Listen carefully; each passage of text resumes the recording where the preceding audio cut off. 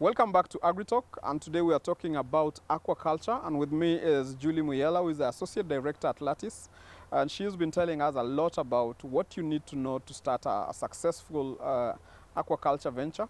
On this second part, Julie, we've had Kenya imports fish from China, which sometimes I don't think makes sense to me, unless you can help me see the sense in that. Is it that the demand here is so high and we produce very little?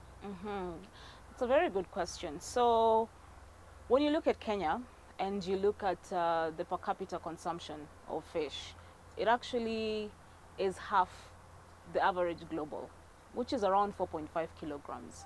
Now that's really low. And to your point, you know, is it because we don't like fish? No, we love fish. So it comes down to the supply and demand. So there is a high demand, but there is a low supply of it. And we touched previously on, you know, like the wild fish and what are the challenges that have resulted to, you know, a depletion or a reduction in the wild fish. That could be that's one of them. One of the factors that's resulted to the low supply. And that's where now the Chinese fish come in. Is it ideal? No, but it's coming in to address the shortage in supply. And so why is there a shortage in supply? So in addition to the environmental factors around, you know, the wild fish, what we've talked about overfishing, pollution, climate change, there is also, you know, the cost of production, which we've talked about earlier. There is economies of scale. So if you're producing at a minimal scale, your cost is going to be high. And so you know, the production environment in China or other countries who would be you know, bringing in their fish is very different from ours. And so there is need for us to think about how then, what are the kind of interventions that we can have within the country, because this is an untapped market. It's such an untapped market that, you know, those who are thinking about interventions in this would actually thrive. And so it's more about, you know, the right mind sitting in the room and figuring out what do we need to do to actually make sure that the local sector is growing, and so it then minimizes the importation of fish going forward. Okay, but why China? Why not any other African country? Well, I guess it's cheap. It's when you look at the cost of fish from China and you compare to even the cost of fish from here, it's way cheaper to bring in the fish from China. So it all, as I mentioned earlier, it all comes down to the production environment. So for them, it's more, you know, the production is cheaper as compared to other countries. But I guess it's also being aggressive, right? So they're very aggressive, and that's why they're coming in faster. But there's something around the policies as well that we probably need to look at. You know, to be able to address that question. Why China? Why not somewhere else? What are we doing to actually minimize the importation of fish and rather, you know, increase the production from within? Okay. Yes. Do you think it will have an impact on entrepreneurs who are trying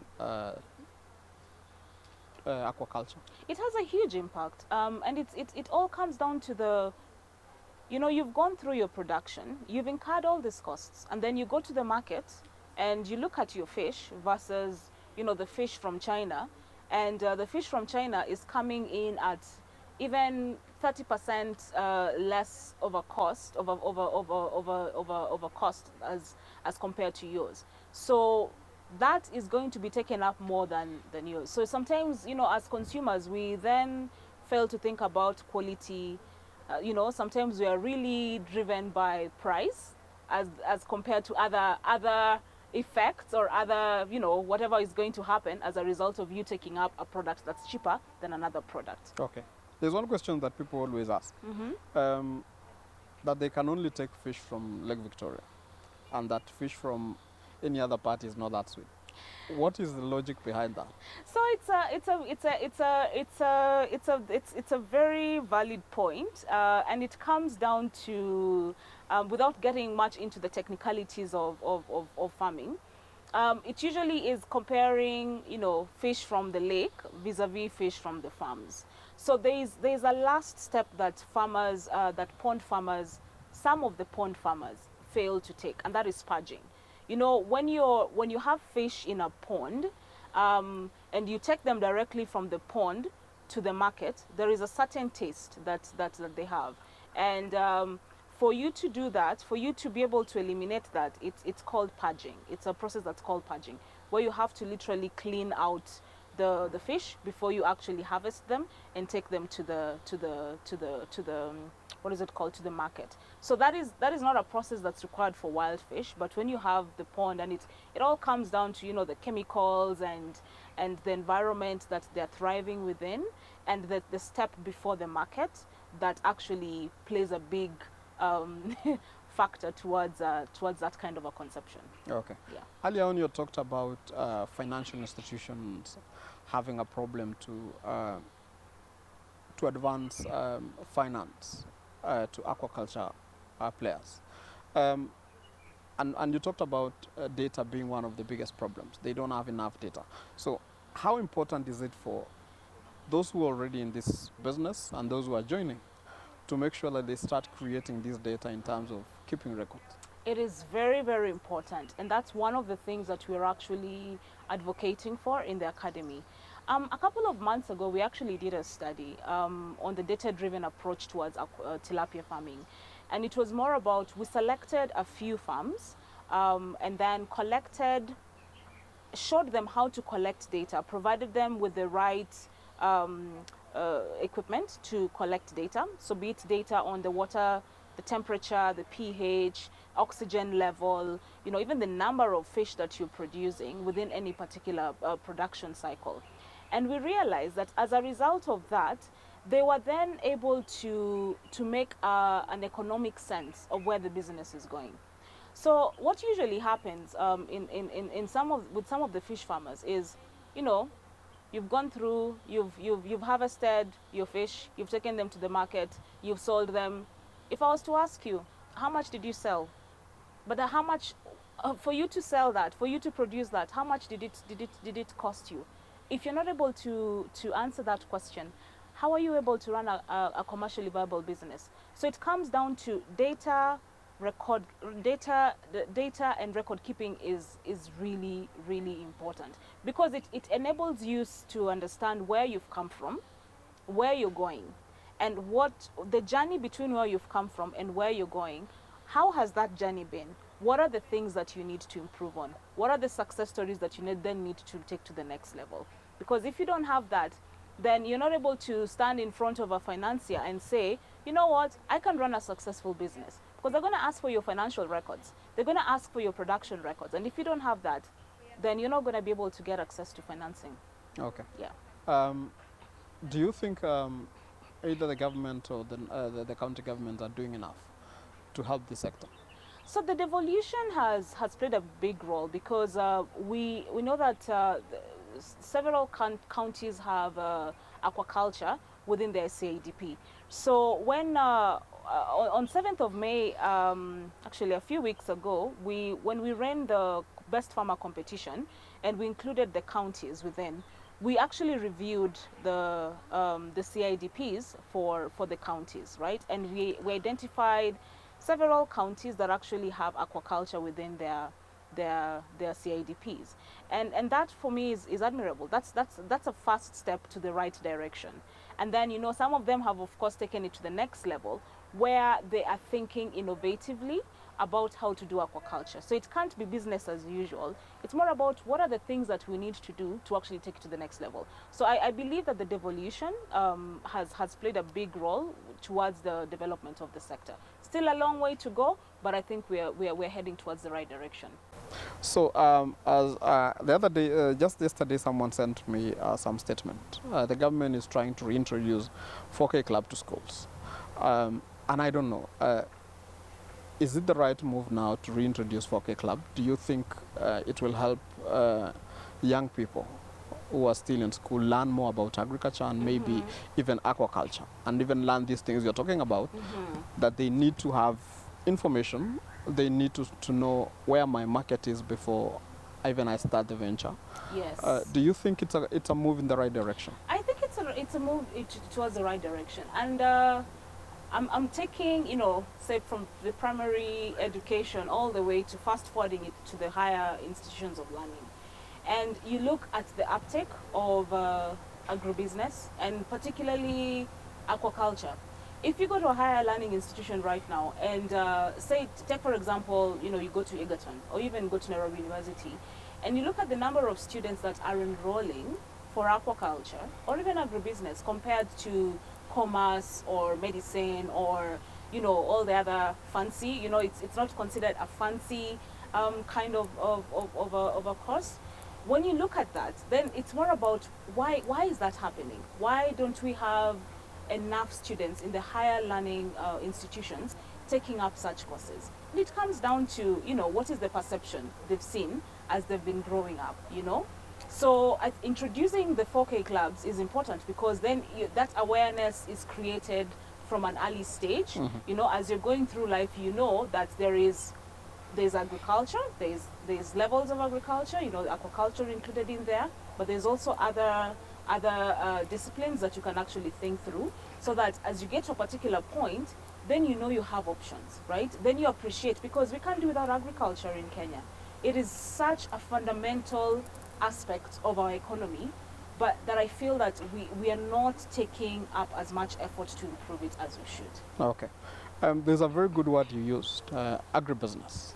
And I remember going through school, I never had that word. When we used to talk about agriculture, it was just about the hard stuff, getting a jembe and breaking your back in the farm. Yeah. And maybe that's one of the reasons why young people don't want anything to do with farming. Yes. They've seen their farmers, their parents suffer over the years, and they've not really made it.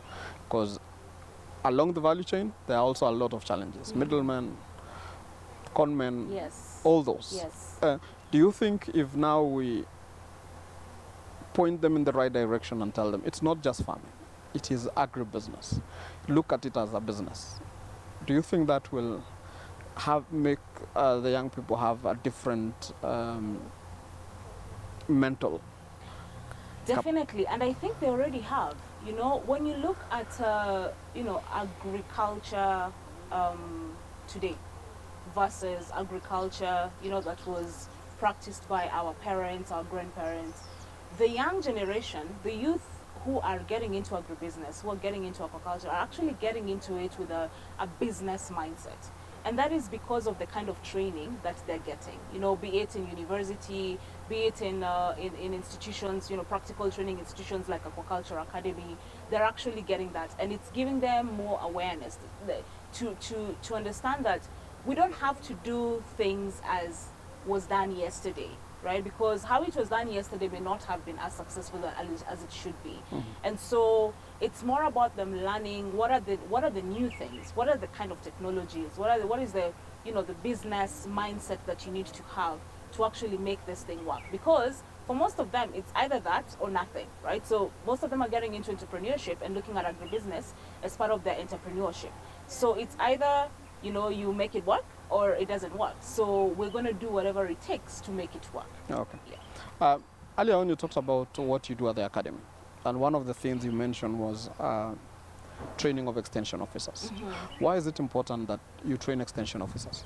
So it comes down to the knowledge that the extension officers are then going to disseminate to the farmers, to the local farmers. And if the knowledge is not as revolutionized or as advanced as it should, then we don't expect the production or the growth of the sector to be as fast as it should. So it's important for the extension officers to really understand what are the things that the smallholder farmers are actually having as a challenge, you know, and how then does training come in to narrow that gap, and how then do they take that training to the various counties that they're actually part of in terms of just disseminating that information. Okay. So it's really, really important for them to be part of the training. Okay. And do you think there is a gap out there of extension officers? I believe so, and I think it's more about the kind of feedback we've received since pre-launch and even post-launch. where, you know, as a result of talking to the various, you know, the agricultural officers and what have you, it's coming out clearly that there is need for the next level. So it's not just about going and having a group of farmers, you know, meet in a market somewhere and telling them this is what you need to do. It's coming down to you're telling them this is what they need to do, but also showing them this is how you do it. So it's not just about the what, but it's about the how. And the how cannot be theory. It has to be practical. And so that is really critical for the extension officers to also be aware of. Okay. And how important is it for a farmer to have an extension officer visit their farms as often as possible? I believe it is, and it's more about just looking at where the gaps are and how the extension officers can assist with bridging that gap, right? So what are the best practices? You know, the extension officers would tend to visit several farmers, right? And they tend to pick the best practices, what's working, what's not working, and how then is this going towards the development of the county, right? So when an extension officer comes to your farm, I don't know how frequent it is, but if an extension farmer was to come to my farm, I would actually maximize on tapping into the knowledge that they have, tapping into the experience that they have, and just seeing how they can help with regards to improving my productivity. Okay. I know we've mentioned here and there about the academy that Lattice is running. What does it take for one to join the academy? So it takes interest, right? So I think previously we were talking about, you know, the farmers who have tried it and flopped. That's not the end of the world, you know. It's more about, I believe that in life you need to learn about, you make the mistakes. What are the mistakes you've made and how do you learn from them, right? So when you look at existing farmers and even past farmers who are no longer farming, and then looking at the upcoming farmers, it's more about figuring out where are you at, right? What are you looking to do? What are the gaps in terms of knowledge? What skills do you need to take your business to the next level? And so that's where the academy comes in. Because when you look at the courses that we're offering, in as much as it covers, it's a whole range of courses, we will be tailoring courses based on the needs of the trainees, right? So we're not going to teach you on water quality if you know that, while you really don't know how to, you know, manage a hatchery. So we're going to focus on your weaknesses or on your gaps to make sure that by the time you're leaving, you actually are upskilled enough to take your business to at least the next level. So the way the academy is operating right now is we have very little investment on brick and mortar because we're partnering with the established fish farms. And that's because of the practical element that we require for the training. So we cannot just sit in Nairobi and say, you know, we're going to train farmers to be better fish farmers and to be, you know, aquapreneurs, and just come sit in a room and have a theoretical training. No, we have to go to the farms, and we are currently partnering with two fish farms. That's Kamuthanga, which is based in Machakos, and there's Juliet, which is based in Homa Bay. So those two partner farms are located in very strategic areas where they can be accessed by various people across the country. So we would expect the students to come in, the trainees that is, to come into the farms for us to then train them on the practical elements of aquaculture. So in addition to those two partner farms, we also have a mobile van, so more like a mobile model of training where we would go to where the need is. So an example is, you know, if you have a community-based group that has, say, 50 or so members that require training, and they already have an established pond somewhere where we can actually go and undertake the training, we would go there using our mobile training vehicle to actually make sure that we are meeting the need where it is. Okay. What are the costs of joining the school?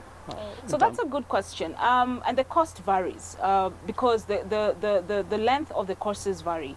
So we will be having 2-day courses, which are ideally basic, and so the expectation is, you know, if you come in today for a 2-day course, you're going to come back again for the next lessons, and then you're going to come back again, and you're going to come back again. So then we have a 2-day course, we have a 1-week course, which would be more intense, and within those, that's pretty much the practical element of the training. And then we have an advanced one and a mobile one. So the costs vary, and it's more about the tailoring of the courses to fit particular needs. So if it is standard courses, there is a price for that. So if it is tailor-made courses, there's a cost for that. So for that information, we have it on our website, and you can check our website at www.foodtechafrica.com/aquaculture academy. So there is more information on that, and we have contacts who would be able to work with you to be able to tailor the courses that you need, and then be able to price that for your needs. Okay. As we wind up, what do you think is the future of aquaculture in Kenya?